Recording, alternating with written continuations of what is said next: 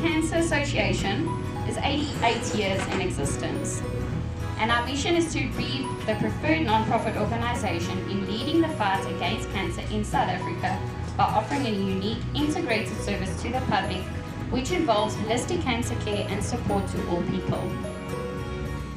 The three main aims of Cansa is research, educate, and support. Through the various initiatives and programs that we provide, we have a research team in Cape Town that does studies on cancer, treatment, risk reduction in terms of early detection, screening, and healthy lifestyle promotion. A lot of people ask me when I do events, where does all the money go to that we do raise? That's a very frequently asked question. So, as you heard, it goes to the research, it goes to the education, to educate the public on cancer. It also goes to our cancer patients.